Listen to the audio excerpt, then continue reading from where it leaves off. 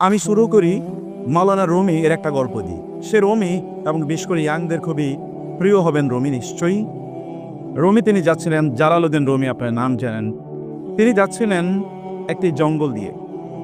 সেখানে দেখলেন একটা মোটা সোটা তিতির পাখি। তিনি পাখিটাকে ধরলেন।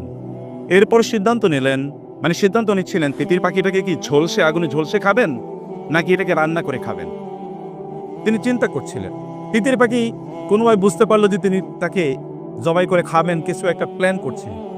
তিতির পাখি তাকে লক্ষ্য করে বলে উঠলেন যে মাওলানা, আপনি তো চিন্তা করছেন আমাকে জবাই করে খাবেন, কিভাবে খাবেন সেটা নিশ্চয়ই প্ল্যান করছেন। আপনার জীবনে কি বস্তু আপনি কম খেয়েছেন? আমাকেই খেতে হবে এই প্ল্যান কেন করছেন? বরং আমাকে ছেড়ে দেন, আমি আপনাকে 3টি উপদেশ দেব। মাওলানা রুমি চিন্তা করলেন, ভালোই তো, আচ্ছা আমাকে তুমি বলো। বলে না, আমাকে ছেড়ে দিতে হবে, তাইলে কেবলমাত্র আমি আপনাকে উপদেশ দেব। বলে তোমাকে ছেড়ে দিলে তারপরে তো তুমি চলে যাবে, এরপরে তো তুমি আমাকে ফাঁকি দেবা, তা হবে না, তুমি আমাকে উপদেশ দাও। বলে আচ্ছা ঠিক আছে, আপনি আমাকে ধরে রাখেন, একটা উপদেশ ধরা অবস্থায় দিয়ে বাকিগুলো আমাকে ছেড়ে দিয়া। বলে আচ্ছা বলো।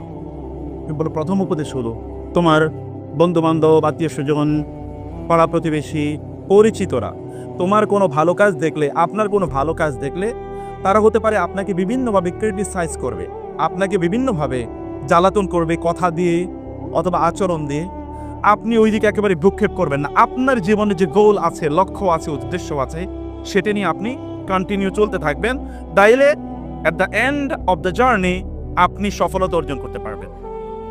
আমি চিন্তা করেন, আরে পাখি তো বিউটিফুল অ্যাডভাইস দিচ্ছে, ভালোই তো, আর চমৎকার তো। বলে বাকি দুইটা কিন্তু দেবো না, কি করতে হবে? ছেড়ে দিতে হবে। ও আচ্ছা ঠিক আছে, যাও ছেড়ে দিলাম। এখন গাছের ডালে গিয়ে পাখিটি বসলো। বসার পর পাখি বলল যে, এবার তিনি বললেন তাহলে দ্বিতীয় উপদেশ দাও। বলে দ্বিতীয় উপদেশ হচ্ছে, আপনার জন্য অতীত নিয়ে কোনোদিনই কি করবেন না, অতীত নিয়ে কোনোদিন আফসোস করবেন না।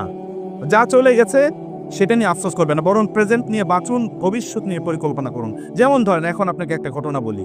এই যে আমার পেটে খুবই দামি 2 কেজি মূল্যবান পাথর ছিল, খুবই দামি।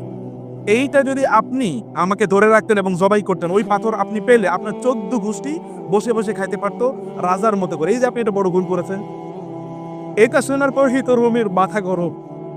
এবার রুমি তার পিছনে দৌড়াচ্ছে তারে ধরার জন্য। আর ওই পাখি এক ডাল থেকে আরেক ডালে যাচ্ছে। রুমি যখন ক্লান্ত, তখন তিতির পাখি বলল, দেখেছেন, এই যে মাত্র আপনাকে যে উপদেশটা দিলাম এটি তো আপনি ভুলে গেলেন। আমি না বলেছি অতীত নিয়ে আপনি কোনো টেনশন করবেন না? আপনি তো অতীত নিয়ে পড়ে আছেন, আমাকে ছেড়ে দিয়েছেন, আপনি কি আর আমাকে ধরতে পারবেন? তা তো পারবেন না। তাহলে অতীত নিয়ে পড়ে আছেন কারণ আপনাকে প্রেজেন্ট নিয়ে, ভবিষ্যৎ নিয়ে পড়ে থাকা দরকার ছিল। বলে তাইলে ঠিক আছে, তুমি এবার আমাকে 3 নম্বর উপদেশটা দাও। 3 নম্বর উপদেশটা দাও। তিনি বললেন 3 নম্বর, পাখি বলল 3 নম্বর উপদেশটা হলো, যিনি আপনার উপদেশ শুনতে চান না তাকে উপদেশ দিয়ে না।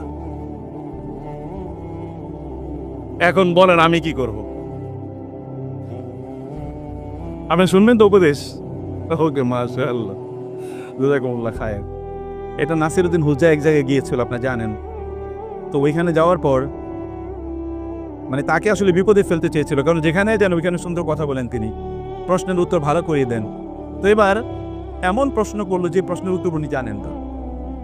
এখন লোকেরা চিন্তা করলো যে আপনারা কি এখানে মোটামুটি সবকিছু জানেন? বলে হ্যাঁ, আমরা মোটামুটি জানি। আচ্ছা ঠিক আছে, উনি যে প্রশ্ন করেছেন এই প্রশ্নের উত্তর কারা কারা জানেন? তো একেবারেই জানেন এরকম তো বলতে পারেন। একদল লোক হাত তুললো, একেবারে হালকা করে যে জানি, আর আরেক দল হাত তোলে নেই। তিনি বললেন যে যারা জানেন তারা আমাদেরকে জানিয়ে দেন, আসসালামু আলাইকুম ওয়া রাহমাতুল্লাহ। তা আমি অথবা যা বলবো হতে পারে most of the things will be known to you, but still it is a reminder. এটা একটা রিমাইন্ডার, কারণ আল্লাহ সুবহানাহু ওয়া তাআলা বলেছেন, ফাযাক্কির ফাইন্না যিকরা তানফাউল মুমিনিন। মুমিনদেরকে স্মরণ করিয়ে দিন, কারণ মুমিনদেরকে যদি স্মরণ করিয়ে দেওয়া হয় তাহলে মুমিনরা তাতে উপকৃত হয়।